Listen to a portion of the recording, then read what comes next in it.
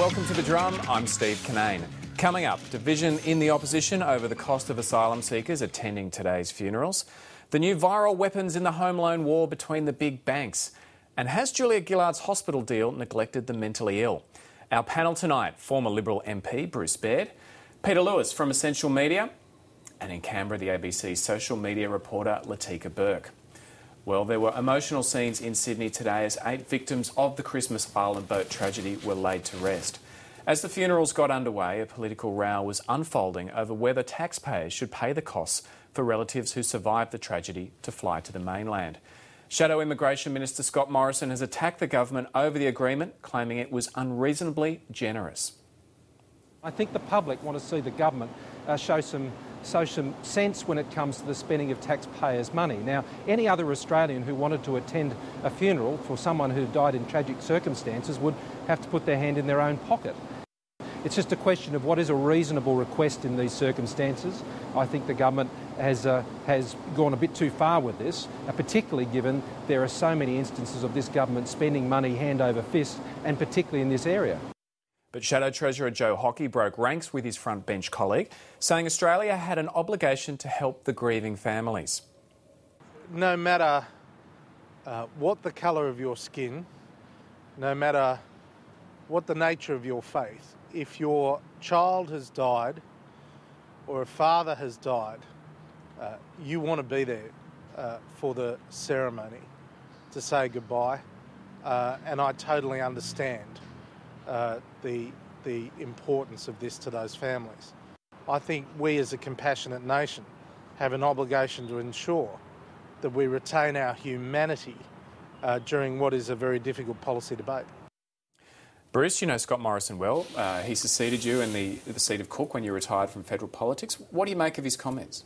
Look, I'm very disappointed that Scott would make these comments. It is lacking in compassion at the very time when these people have been through such a traumatic event. You know, losing family members, the least you could do is to assist them to go to the funeral. If we can't do that, there's something wrong with the Australian character, and I don't believe that's the case. At the core, Australians are generous and sympathetic and sensitive. And I think most people would support the fact that if someone dies in such tragic circumstances, we would assist them to go to the funeral. Peter, the argument Scott Morrison seems to be putting is that they could have had the funerals in Christmas Island and the family members could have flown over there and paid their own expenses. Look, I think Bruce is being kind to Scott Morrison. I think it was an absolutely grubby act and an abject failure of leadership. You can talk about the specifics of whether or not the airfare should have been paid, but what Morrison is really doing with this salvo is reinforcing that these poor souls are wrongdoers, and it's the whole basis of where this asylum seeker debate has got out of control. I've done a fair bit of public research on this. Most people's attitudes towards asylum seekers are based on 3 untruths. Firstly, that it's illegal to seek asylum. Secondly, that most people that seek asylum are rorting the system. 90% are found to be legitimate political refugees. And thirdly, that we're being overrun.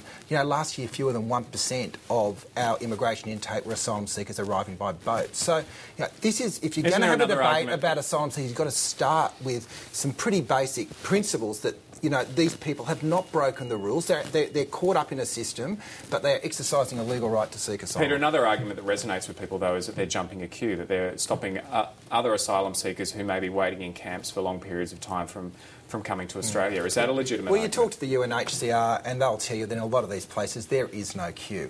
Now, look, it's fine to have a debate about border protection. You know, it is fine. You don't want to be supporting people smugglers, but you've got to start with the basics, that these people aren't breaking the rules, they haven't done anything wrong, or they shouldn't be punished. And that flows into these sort of lines that this grub Morrison is trying to get out into the public debate today. And good on Joe Hockey for slapping him down. Latika Burke, what's been the response in Canberra today to Scott Morrison's comments? Yeah, well, as you've been pointing out, a very different response from Joe Hockey, Scott Morrison's own colleague, and a very marked one and a very deliberate one. I think that there, Steve, are days where politics are just not welcome, and today is one of those days.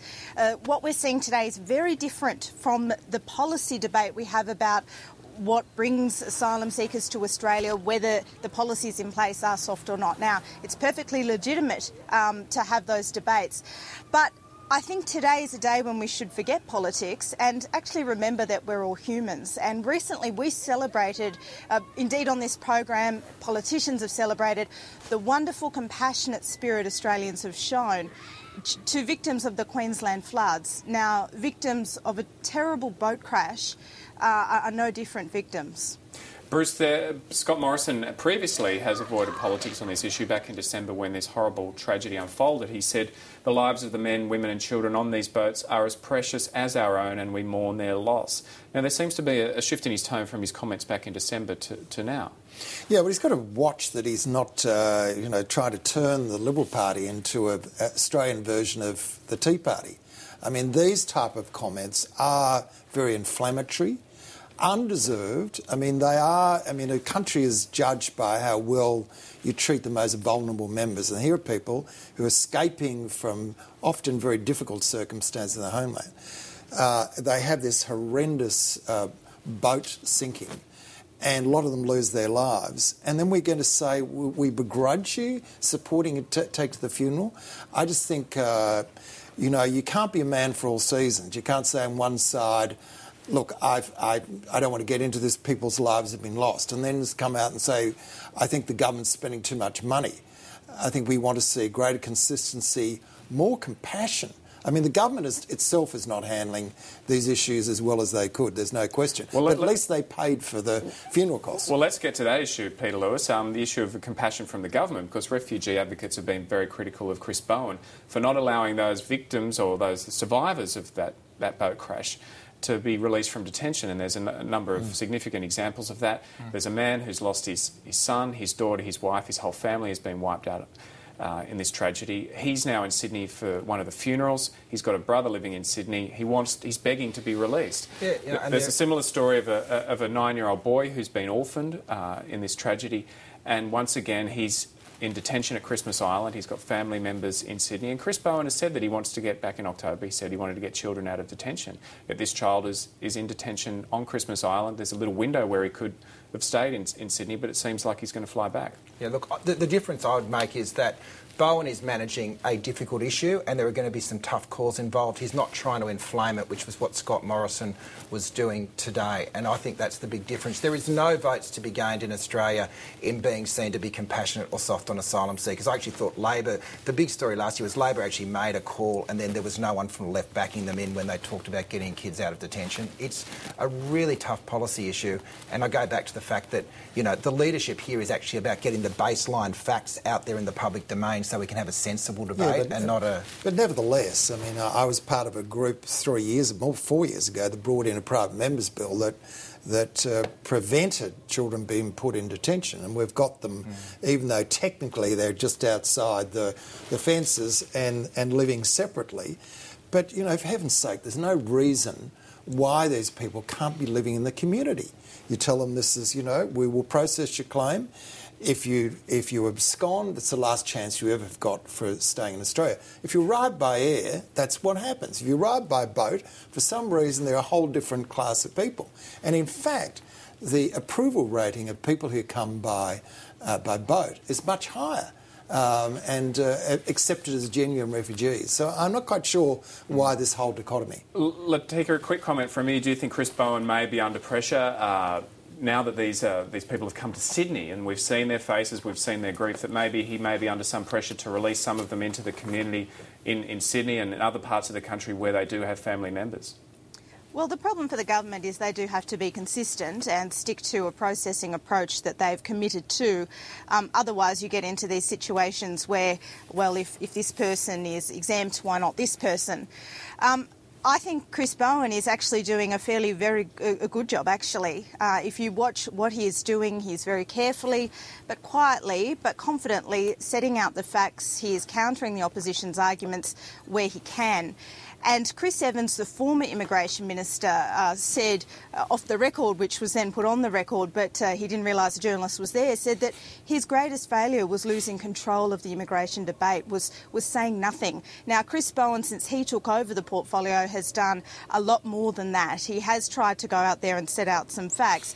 The problem he has is he's dealing with that decision that the Rudd government made to put basically a halt on processing for 6 months, and that has created the enormous pressure in the immigration system that Chris Bowen's dealing with now. OK, moving on to other issues, and it's been an interesting week for Tony Abbott. He's faced front bench rumblings over how to pay for the floods, had problems with his deputy and a run-in with a reporter. And this week's Essential Report on the Drum website is all about how voters see the opposition leader, and the polling has found his disapproval rating went up by 9 points in the last month. Now, Peter, you wrote this piece for the Drum today.